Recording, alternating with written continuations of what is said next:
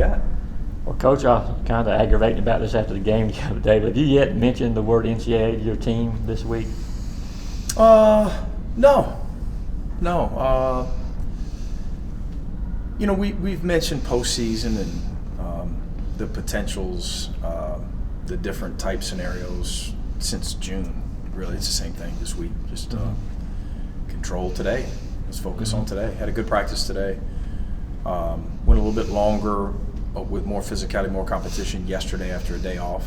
Shortened it up a little bit today. And our guys have been really locked in. How hard as needed against against a really good Vanderbilt team coming in. Yeah. Again, that doesn't always mean you play really well, but we practiced really well. So we've given ourselves a chance with the right approach.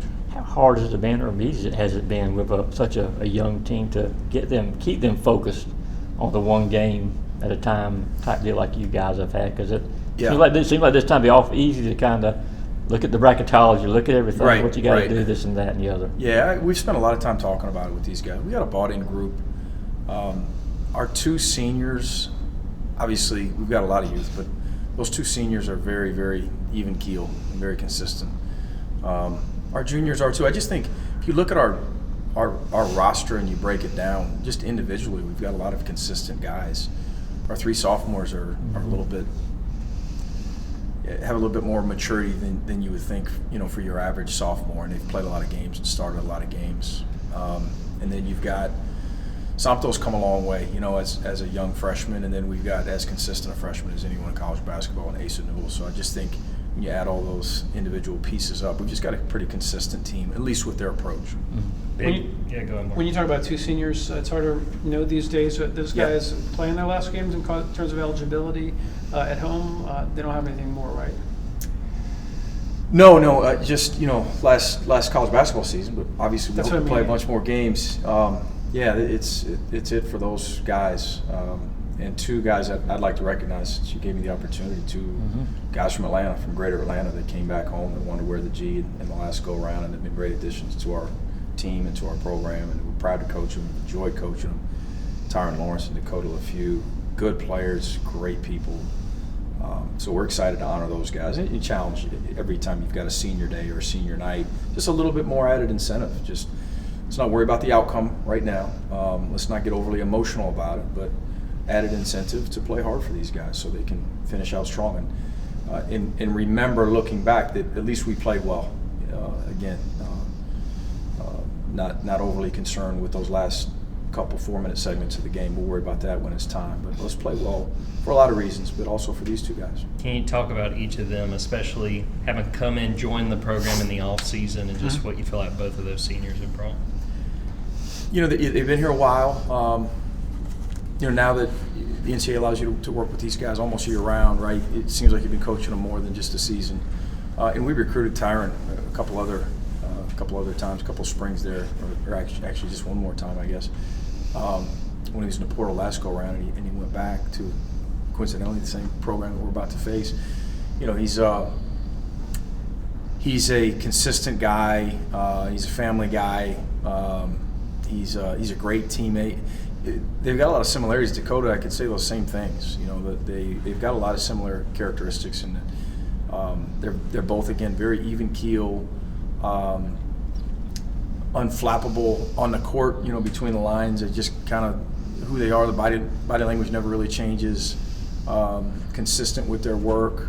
Great teammates. Dakota's, again, the same way I described Tyron a couple minutes ago. But they've been fun to coach, and they're both talented. They are, and both of them, I think, have a bunch of basketball ahead in their future, in their professional careers. You mentioned the test against Vanderbilt. Obviously, that's going to be big, but to get this back home, especially after a long road trip, just how big is it for this to be a home game to finish it off? All of your home games you appreciate.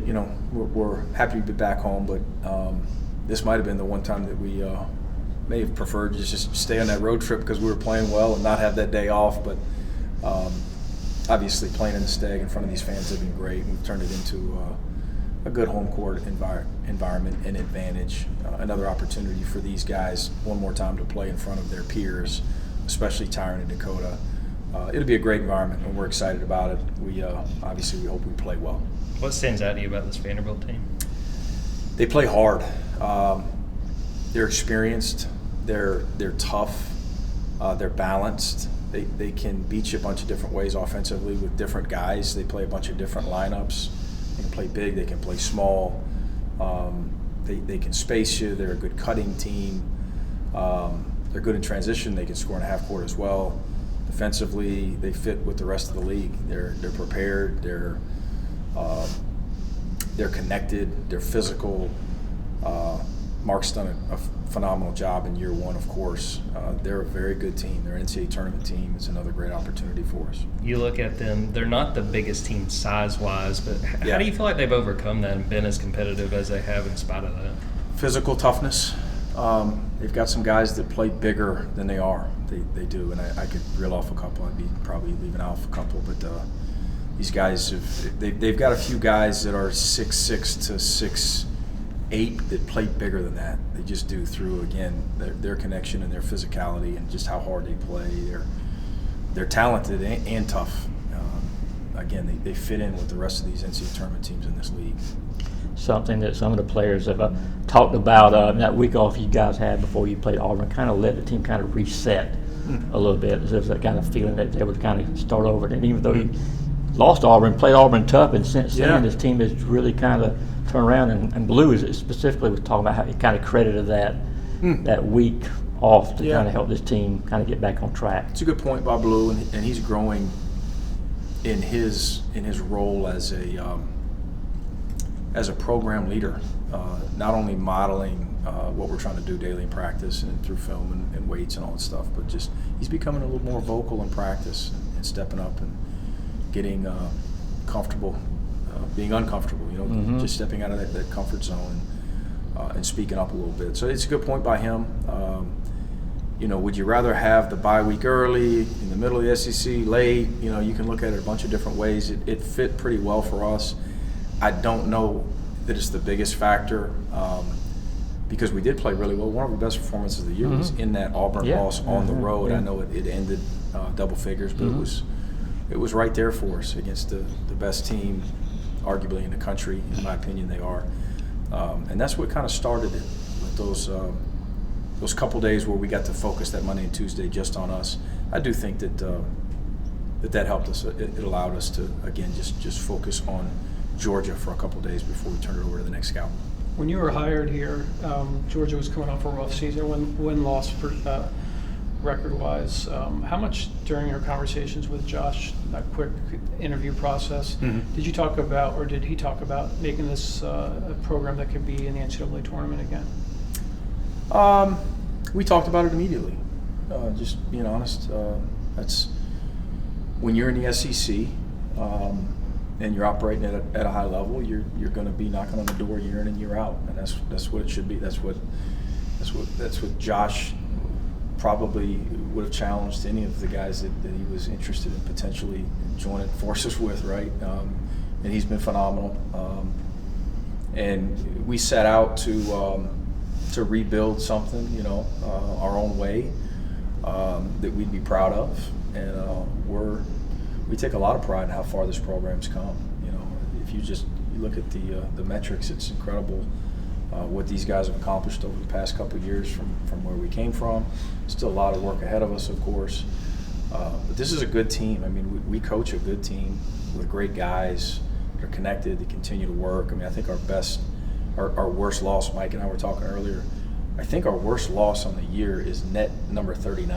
I mean, that's a pretty healthy stat. It's a pretty positive stat there, and I think we've played more top 10 teams than anyone in the country. Do we have more losses than we would have liked? Yeah, but we've played some really good teams. We've played an incredible schedule, and we've gotten better throughout the year. And who knows what the postseason holds? But I know we're going to play hard tomorrow. We're going to play with pride, and we're going to have fun playing in front of our fans. When you're in this spot, do you pay any attention to the potential SEC tournament seeding, or does that kind of fall? No. I know assistant coaches, support staff, fans probably get wrapped up in some of that at times. No, I'm worried about how to guard the Commodores, how we can muster up 70 somehow against another really good defense. Just focused on today, that's it. Any other questions for Mike?